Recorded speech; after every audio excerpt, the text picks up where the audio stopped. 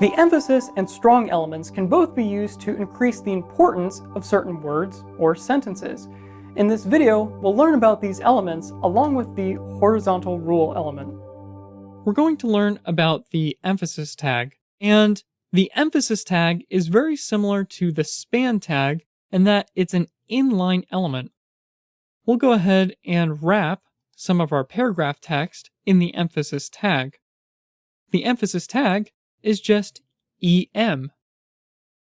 So we'll go ahead and wrap the first 3 words of this first paragraph in EM tags. We'll save it, switch back to the browser, and remember, we're wrapping the first 3 words of our first paragraph here, so watch that when I refresh the page. As you can see, that text is now italicized. Now, this is a bit confusing, so make sure you pay attention to this.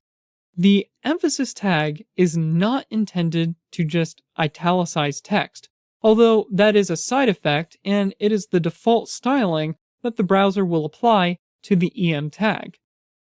You can italicize text using CSS, which is a topic that we'll explore after HTML. However, the emphasis tag should be used when you want to emphasize a point in your text, and not necessarily when you want to italicize that text. There are no real technical guidelines for the EM tag, and it's rather subjective. Like I said, you should just use it when you want to emphasize a point. Next is the strong tag. So let's go ahead and switch over to our text editor, and we'll go ahead and make some text strong on our second paragraph.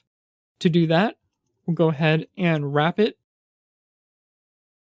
in the strong tag, which is not shortened like the emphasis tag, and is just the full word strong. So we'll go ahead and save that out, switch back to the browser, and again, we wrapped the first 3 words in our second paragraph in the strong tag. So let's go ahead and refresh the page. And as you can see, that text now appears to be bold. This is very similar to emphasis in that you don't just want to use this tag to make text bold. You can make text bold using CSS. Rather, you should use the strong tag when a thought or a word in your text needs to be intensified or made strong. So, when should you use strong and when should you use emphasis?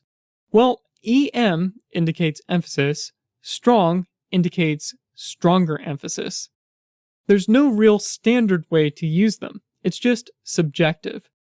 But whatever you do, you should at least make sure that you're consistent in your usage of strong and emphasis.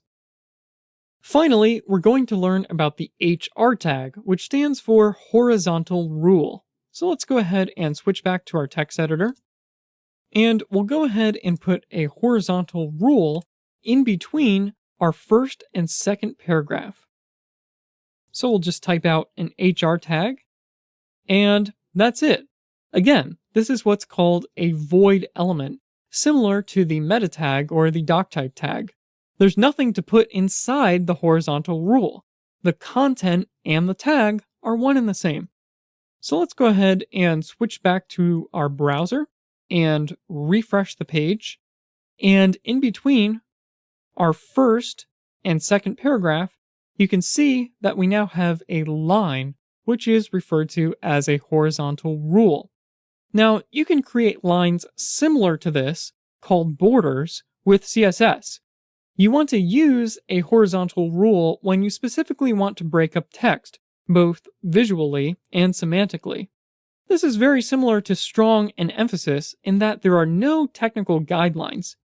It's really just subjective as to when you should use it. Those are just a few of the HTML elements that can help you bring more semantic meaning to your text. Over the next several videos, we'll learn how to format more specific types of text.